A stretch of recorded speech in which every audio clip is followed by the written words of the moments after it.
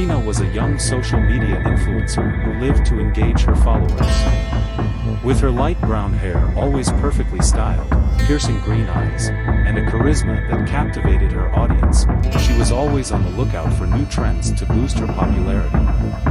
It was a rainy Friday night when Marina, scrolling through social media, came across a new viral challenge.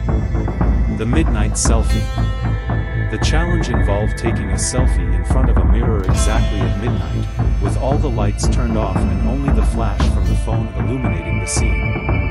Rumor had it that if you looked closely at the photo, you might see something scary in the background, something that shouldn't be there. It was a game of courage that promised to reveal hidden truths. Marina, always willing to take risks for likes, decided she would be the next to try. She quickly gathered her friends to join in. Renato, her boyfriend, was skeptical but always supported Marina's crazy ideas.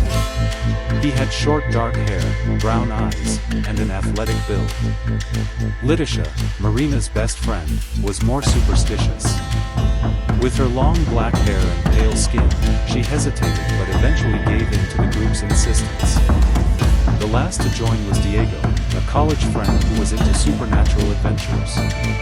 He was thin, wore round glasses, and had a nerdy vibe that always added humor to tense situations. At 11:55 p.m., the group gathered at Marina's house, an old mansion she had inherited from her grandparents, with an architecture that already looked a bit sinister in the night light. With the clock about to strike midnight, Marina set up her phone, preparing for the selfie. They turned off all the lights, and the house plunged into oppressive darkness, interrupted only by the intermittent flashes of their phones. 3, 2, 1, Marina clicked to take the picture. The flash briefly illuminated the room, revealing tense, expectant faces. They all held their breath as they waited for the image to load. But when they looked at the photo, they were paralyzed. Behind them, in the mirror's reflection, a pale figure with completely black eyes stared back at them. "What is that?" Letitia screamed, her voice trembling with panic. But before they could process what they had seen, the figure in the photo began to move. A deafening noise filled the room, like something was scratching the walls. The lights began to flicker frantically, and Marina felt a bone-chilling cold emanating from the mirror itself. Desperate, they tried to flee, but the front door was locked as if an invisible force had sealed it. Renato tried to break it down, but he was thrown back by an unseen force that slammed him against the wall.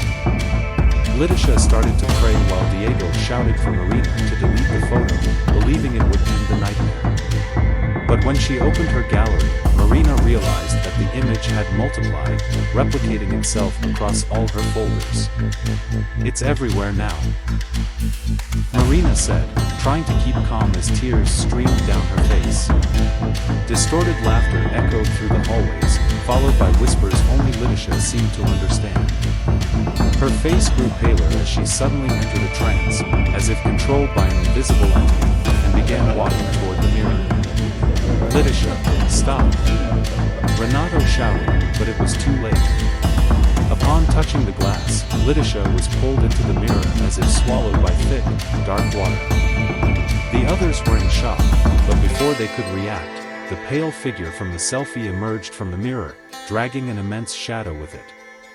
Diego, in a last act of desperation, remembered a detail he had read about urban legends involving mirrors. To banish entities, you had to break the portal.